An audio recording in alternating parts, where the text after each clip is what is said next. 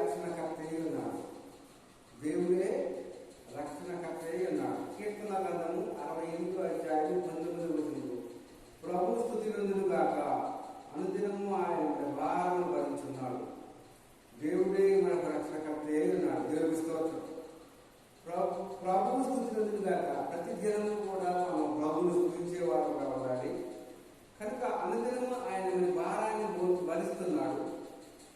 దేవుడే మనకు రక్షణకర్త అయి ఉన్నాడు. లోకంలో రక్షణకర్త అయిన దేవుడు ఎవరైతే వీళ్ళు ప్రకటించే ప్రభు అయిన యేసుక్రీస్తు. కనుక అట్టి రక్షణకర్త ఆయన ప్రభువు మనం నిత్యము స్తుతించేవారుగా, ఆరాధించేవారుగా, గణపరిచేవారుగా, మహిమపరిచేవారుగా ఉండాలని రాత్రికాల స్థానంలో దేవుడు మాట్లాడుతున్నాడు. దేవుని స్తోత్రం. కీర్తన గ్రంథము 110 అధ్యాయము 22-23 చూసినట్టయితే, యెహోవా పరిపాలన సీయోను నుండి సాగించున్నాడు.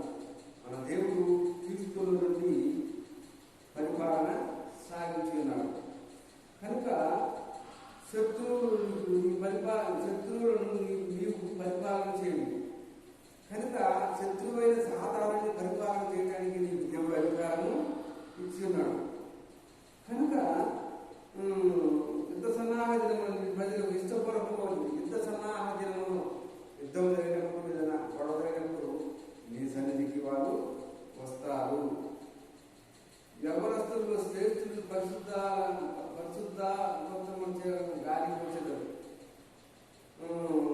అరుణోదయం గర్భం నుండి గంటకు వచ్చింది. అరుణోదయం నుండి తెల్లవారక ముందే 3 గంటలకే ఆయన దర్శిస్తున్నాడు. దేవుని స్తోత్రం.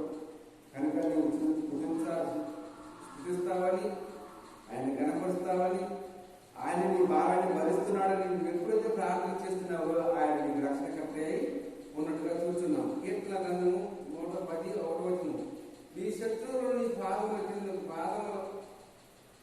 పాదపీఠలుగా చేసి ఉన్నాడు. దేవుని స్తోత్రం.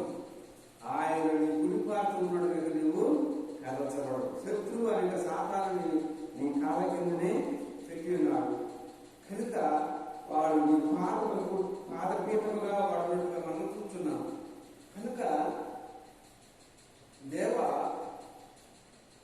మమ్మల్ని విడనాడి ఉన్నావు, చెదరగొట్టి ఉన్నావు. నీ కోపం చేత బాగు చేయి. నీ దేశంలో నువ్వు నాకు ఇష్టమైన కాపరులకు